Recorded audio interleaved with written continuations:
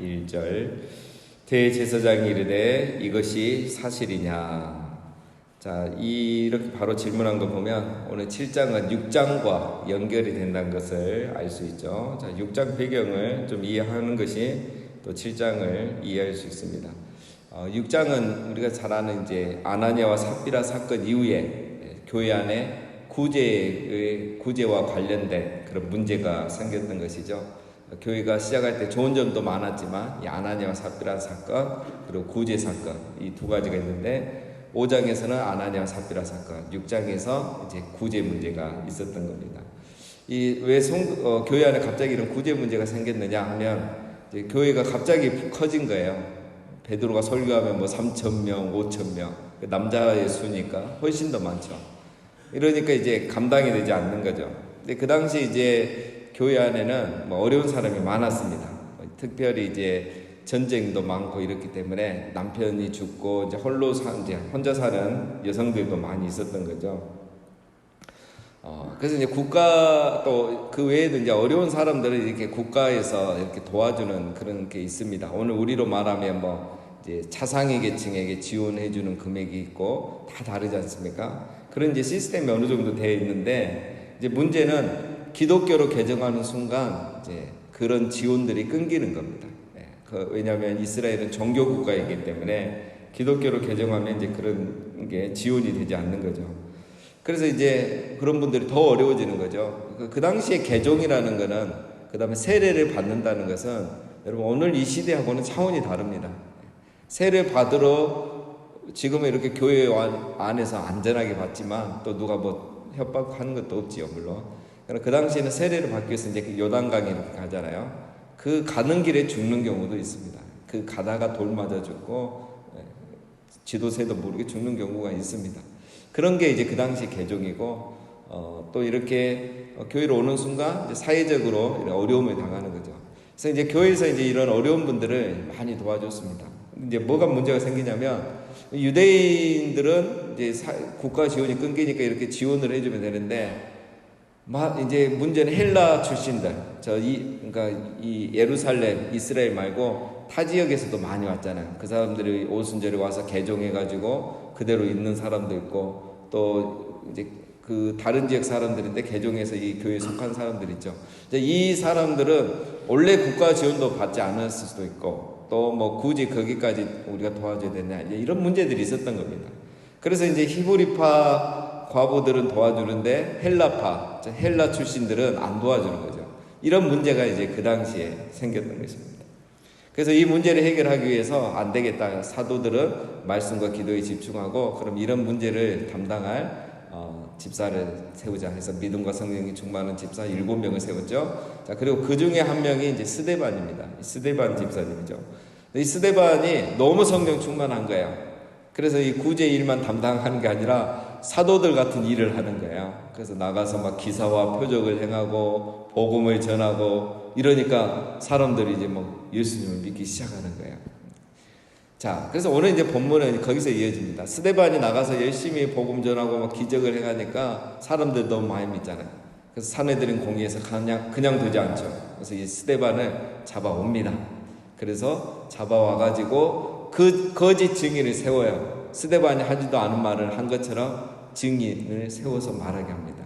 그래서 그 거짓 증인이 이제 두 가지를 얘기하죠. 그렇게 얘기하고 나니까 오늘 이제 대제사장이 1절에 확인 질문하는 거예요. 이 증인들이 가로하고 거짓 증인들이 말한 게 사실이냐? 이제 그 질문을 한 겁니다. 자, 그런 배경에서 이제 오늘 스데반이 7장 설교를 하는 거예요. 그래서 7장 설교는 그냥 이렇게 밖에서 하는 게 아니고 대제사장에게 신문 받으면서 했던 답변입니다. 자, 그런데 이제 여러분 중요한 게 제가 먼저 말씀을 드리는데, 자, 이 사내들은 공의에서 이렇게 하는 거나 유대인들이 기독교를 싫어하고 예수님을 싫어하는 이유가 크게 두 가지입니다. 뭐 여러 가지가 있지만 크게 두 가지예요. 오늘 이제 말씀에 나오고 스데반이 결국 하려고 하는 얘기는 이 두 가지예요. 그래서 이것만 핵심을 아시면 되는데, 자, 뭐냐면 6장 14절에 보면 증인들이 말합니다. 그의 말에 이 나사렛 예수가 이곳을 헐고 또 모세가 우리에게 전하여 준 규례를 고치겠다 함을 우리가 들었노라 하거늘. 자, 거짓 증인이 이제 증언하는 게 두 가지죠. 이 스데반이 말하기를 예수님이 그랬다는 거예요. 성전을 헐겠다. 예수님 그 말씀하신 적 있죠. 이 성전을 헐라 내가 사흘 만에 다시 일으키리라 했죠. 그 다음에 우리에게 전하야죠. 모세의 율법을 고치려고 한다. 모세의 율법을 부정한다는 거죠. 부정하고 새 계명을 자꾸 가르치려고 하더라. 이 두 가지가 이제 예수님을 죽인 이유이기도 하고 또 기독교를 싫어하고 박해하는 주된 이유입니다. 그래서 이제 2절부터 이제 스데반이 이것에 대한 답변을 하지 않고 이 질문에 대한 답변을 하지 않고 이제 복음을 전하는 거예요. 복음을. 그 스데반이 전하는 내용도 두 가지입니다. 결론은. 이제 2절부터 아브라함의 이야기부터 해서 모세 이야기가 가고 막 성전 이야기가 나오는데 스데반도 하는 얘기가 두 가지예요. 첫 번째는 나는 그 율법을 거슬러 말한 적이 없다 이거죠. 나는 율법을 그대로 전했고 율법의 그 근본 정신을 바로 전했다. 예수님처럼. 오히려 너희들이 율법을 말씀을 어기고 우상 숭배하고 선지자들을 죽이지 않았느냐 하면서 이제 그들의 죄를 지적합니다. 그 다음 두 번째 성전에 가는 거죠. 우리는 또 예수님도 그렇고 우리도 그렇고 성전을 무시하거나 성전을 헐려고 하는 건 아니다. 예수님이 하셨던 말씀은 눈에 보이는 성전이 아니라 눈에 보이지 않는 성전을 두고 한 말이다. 우리가 지금 다 아는 내용이죠. 요한복음 살펴보고 있는 내용이죠. 그러면서 이제 이 스데반이 하고 싶은 말은 뭐냐면, 그래 너희는 눈에 보이는 성전만 중요시하다가 예수님을 죽였고 오늘 우리를 박해하고 있고 너희들은 신앙생활도 똑바로 못하고 엉뚱하게 하고 있다. 이 두 가지를 지적하는 거예요. 우리는 율법을 무시하거나 폐기한 게 아니다. 두 번째는 우리는 성전, 보이지 않는 성전에 대해서 얘기한 거다. 이 두 가지를 얘기하면서 결론적으로 하고자 하는 말은 돌려서 하는 거죠. 너희는 율법도 지키지 않으면서 율법 얘기하지 말아라. 두 번째, 너희는 성전만 중요시, 눈에 보이는 성전, 건물만 중요시 하다가 엉뚱한 신앙생활을 하고 있다. 하면서 이 두 가지를 지적해요. 그러니까 이 사람들이 이제 끌어올려서 참지 못하고 스데반을 죽이는 겁니다. 자, 이 이야기를 하기 위해서 이제 스데반이 오늘 2절부터 17절까지는 이제 아브라함부터 요셉까지 이야기를 하고 내일 본문에는 이제 모세 이야기에 대해서 아주 길게 이제 그 이유를 이야기하고 있습니다. 자, 읽고 설명해 드리겠습니다. 2절부터 7절을 보겠습니다. 스데반이 이르되 여러분 부형들이여 들으소서. 우리 조상 아브라함이 하란에 있기 전에 메소포타미아에 있을 때에 영광의 하나님이 그에게 보여 이르시되 내 고향과 친척을 떠나 내가 내게 보일 땅으로 가라 하시니 아브라함이 갈대아 사람의 땅을 떠나 하란에 거하다가 그의 아버지가 죽음에 하나님이 그를 거기서 너희 지금 사는 이 땅으로 옮기셨느니라. 그러나 여기서 발붙일 만한 땅도 유업으로 주지 아니하시고 다만 이 땅을 아직 자식도 없는 그와 그의 후손에게 소유로 주신다고 약속하셨으며 하나님이 또 이같이 말씀하시되 그 손이 다른 땅에서 나그네가 되리니 그 땅 사람들이 종으로 삼아 400년 동안을 괴롭게 하리라 하시고 또 이르시되 종 삼는 나라를 내가 심판하리니 그 후에 그들이 나와서 이곳에서 나를 섬기리라 하시고. 자, 이 아브라함에 대한 이 긴 이야기를 이렇게 7절, 8절, 6절로 딱 정리를 했어요. 대단한 거죠. 자, 몇 가지 이제 우리가 좀 아셔야 되는 것만 짚고 넘어가고 또 설명을 하겠습니다. 여러분, 스데반의 설교와 이제 창세기의 내용을 보면 좀 다른 게 있죠. 창세기는 보면은 데라가 결정해서 갈대아 우르를 떠났고 하란에 있을 때 하나님이 아브라함에게 말씀하셔서 일어나 내가 너에게 지시할 땅으로 가라 이렇게 얘기가 되어 있는데, 오늘 스데반의 설교를 보면 2절에 보면 하나님이 하란에 있기 전 메소포타미아는 갈대아 우르를 말합니다. 갈대아 우르에 있을 때 하나님이 말씀하셔서 내 고향과 아버지의 집을 떠나라 이렇게 얘기했다고 말하고 있죠. 여러분, 무엇이 맞을까요? 창세기 15장 7절과 느헤미야 9장 7절을 보면 하나님이 부르신 장소는 갈대아 우르입니다. 참고하시면 되겠습니다. 예. 그러면 이제 하란은 뭐냐? 이거는 이제 하란을 떠나기 전에 갈대아 우르에서 들었던 걸 이야기하고 있는 거죠. 그래서 정확한 거는 갈대아 우르라고 이렇게 생각하시면 되겠습니다. 자, 중요한 거는 이제 왜 스데반이 이걸 강조하느냐 이거예요. 그냥 하나님께서 아브라함을 부르셔서 이렇게 시작하면 되는데 왜 굳이 처음 부른 장소를 강조하느냐, 이게 중요한 거죠. 자, 스데반이 지금 이제 계속 이 기득권과 이 종교 지도자들에게 이제 계속 이렇게 그 핵심을 찌르고 있는 거죠. 오늘 여기서 찌르는 건 뭐냐면 하나님이 이 땅, 너희가 지금 살고 있는 이 땅, 이 이스라엘 땅에 있을 때 하나님이 아브라함을 부르신 게 아니라 저 이방인 땅, 너희가 그렇게 무시하는 저 이방인의 땅 메소포타미아에 있을 때에 하나님이 부르셨다. 이 말은 뭘 말하냐면 하나님은 이 약속의 땅에 계시고 우리 유대인에게만 계시는 게 아니라 우리가 그 하나님을 알기도 전에, 아브라함도 하나님을 알기 전에 벌써 하나님이 저 메소포타미아, 저 이방인의 땅에서 부르셨다는. 그 말은 하나님은 여기에만 계신 게 아니라 메소포타미아에도 계시고 이 유대인의 땅에만 있는 게 아니라 이방의 땅에도 계시고 그렇다는. 그리고 이제 말은 안 했지만 율법도 마찬가지잖아요. 유대인들이만 가지고 있는 율법입니까? 율법은 창세기 출애굽기 이후에 신의 산에서 받았잖아요. 그러나 그 율법은 이미 보면은 창세기 그 아브라함 시대부터 있었잖아요. 그 전에도 있었고 그 전에 벌써 제사를 다 드렸잖아요. 그 율법도 우리가 받기 전에 우리가 율법 하는데 그 율법도 이미 그 전부터 다 있었다는 걸 말하는 거죠. 자, 무슨 말을 하려고 하느냐? 하나님이 자기를 계시하고 아브라함을 만났던 것이 너희들이 생각하는 거룩한 땅이라고 생각하는 이 가나안 땅이 아니고 거룩한 성전도 아니고 이방인의 땅이고 성전도 없던 곳에서 하나님이 나타나시고 임재하시고 말씀하셨다는 거예요.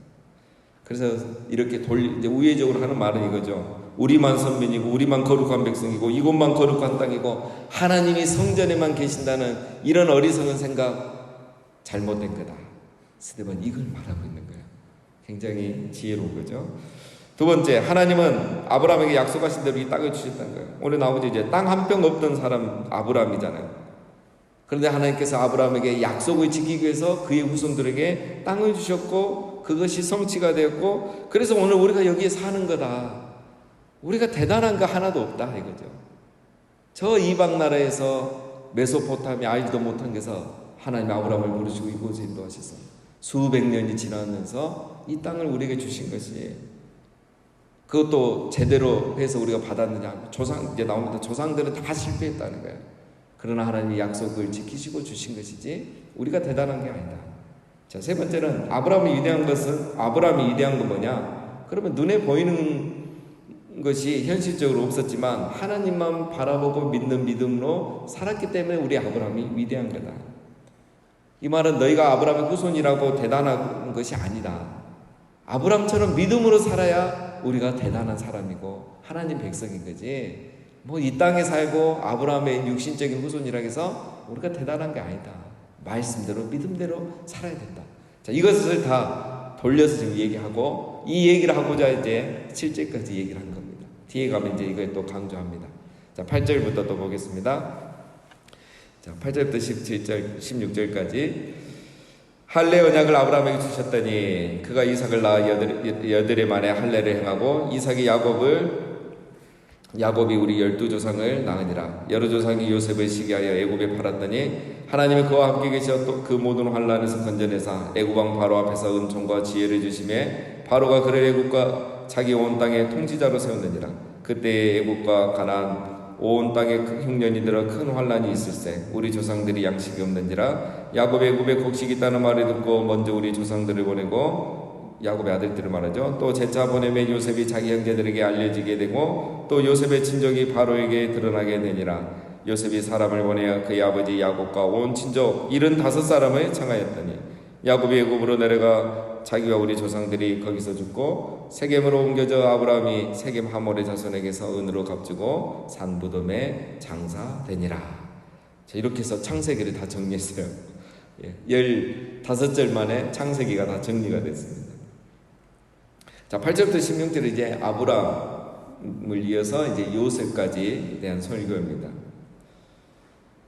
왜 이제 중간에 이렇게 보면 이삭이나 야곱은 다 건너뛰고 요셉으로 이렇게 넘어가느냐 하면은 이제 요셉이 있어야 이야기를 해야 야곱의 가족이 애굽으로 이주했고 거기서 400년 동안 살다가 이제 출애굽을 하고 모세 이야기가 나오겠죠. 그 이야기가 중요하기 때문에 오늘 이제 요셉 이야기를 많이 하는 겁니다.